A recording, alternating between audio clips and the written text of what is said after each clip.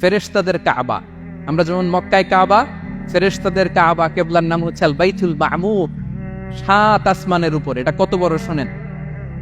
প্রতিদিন বিশ্বনবী বলেন, প্রতিদিন এই আল বাইতুল মামুর ফেরেশতাদের মসজিদে 70,000 ফেরেশতা ইবাদতের জন্য চান্স পায়। প্রতিদিন কয় হাজার?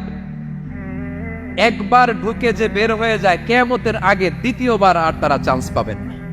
ওইটা শেষ। এরপরে সিদরাতুল মুনতাহা, সীমান্ত বৃক্ষ, এটা আরো বড় একটা বিশাল বড় বড়ই গাছ আল্লাহ বানাইছে। ওয়া ইলাইহি ইয়ানতাহি ইলমুল মালাইকা, ফেরেশতাদের জ্ঞান সীমানা ওইখানেই শেষ। এর উপরে কি হয় ফেরেশতারা আর জানে না। ফেরেশতাদের ক্ষমতা এখানে শেষ। সিদরাতুল মুনতাহা, সিদরাতুল মুনতাহার এরিয়া শেষ। এরপরে শুরু হয় আল্লাহুল মাহফুজ, কোরআনের বাড়ি। কোরআনের বাড়ি কই?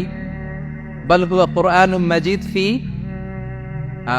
এটা মিন দুররাতিন বাইদা, সাদা ঝকঝকে ডায়মন্ড দিয়ে আল্লাহ বানাইছে। আমাদের সবার তাকদীর ভাগ্যলিপি ওইখানে লেখা, কি হবে না হবে। কোরআনের বাড়ি ওইটা, ওইটা শেষ।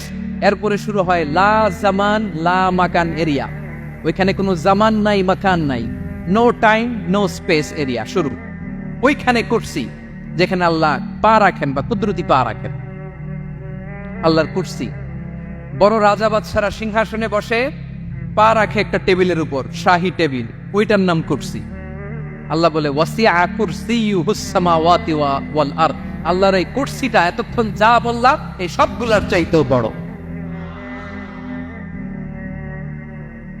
কুরসির উপরে আছে আল্লাহর আরশ, আর রহমানু আলাল আরশি ইস্তাওয়া, রব্বুল আলামিন ওই আরশের উপরে। আমি যেমনি চেয়ারের উপরে এরকম না, যেভাবে আল্লাহর জালালিয়াত, হিজ হাইনেস, হিজ রয়্যালনেস, আল্লাহর জালালিয়াত, আল্লাহর কুদরতের মাধ্যমে যেভাবে আল্লাহ আরশের উপর থাকা দরকার, আল্লাহর সত্তা, আল্লাহ ঠিক ওইভাবে আছেন, আরশের উপরে আছেন। ওয়া ইয়াহমিলু আরশা রাব্বিকা ফাওকাহুম ইয়াওমাইযিন সামানিয়া, কিয়ামতের দিন আল্লাহর এই আরশটা 8 জন ফেরেশতা বহন করবে।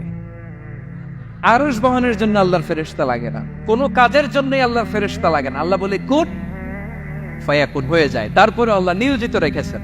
সেদিন কিয়ামতের দিন আল্লাহর আরশটা বহন করবে কয়জন ফেরেশতা? এদের সাইজ কত বড়? শুনতে মনে চায়?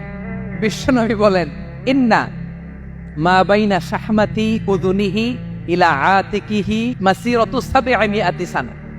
বিশ্বনবী বলেন ওই ফেরেশতার সাইজ আমি দেখে এসেছি কত বড়। শোনো, যারা আল্লাহর আরশ বহন করবে, পুরো সাইজ বলা যাবে না। বিশ্বনবী বলেন ওই ফেরেশতার কানের লতি থেকে কাঁধ বরাবর। আপনার কানের লতি থেকে কাঁধ কতটুকু হবে? 4 আঙ্গুল 5 আঙ্গুল। বিশ্বনবী বলেন যে 8 জন ফেরেশতা কিয়ামতের দিন আল্লাহর আরশের পায়া ধরে থাকবে, ওই ফেরেশতাগুলোর কানের লতি থেকে কাঁধ বরাবর আসতে সবচেয়ে দ্রুতগামী যানবাহন, পৃথিবীতে সবচেয়ে দ্রুত চলে আলোর ফোটন।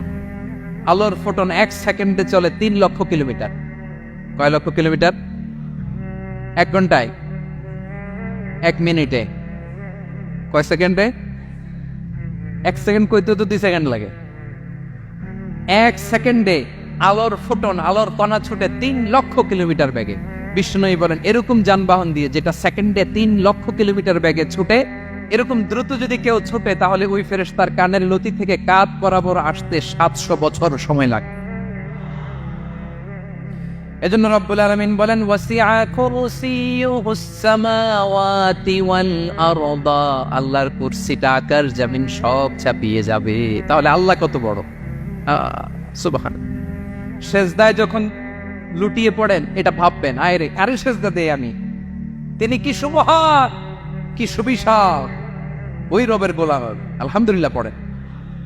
9 নম্বরে আল্লাহ বলেন ওয়ালা ইয়াউদুহু হিফযুহুমা, এই বিশাল আকাশ জমিনকে রক্ষণাবেক্ষণ করতে যে আল্লাহ কশিন কালেও ক্লান্ত হয় না। নাকি আমার আপনার মতো ক্লান্ত হয়? আল্লাহর ক্লান্তি আছে, শ্রান্তি আছে, বিশ্রাম আছে, বিরাম আছে, ঘুম, জিমানি? সুবহানাল্লাহ পড়েন। আল্লাহ বলে ওয়ালা ইয়াউদুহু হিফযুহুমা, এগুলোকে রক্ষণাবেক্ষণ করতে আল্লাহ ক্লান্ত হয়ে পড়েন না।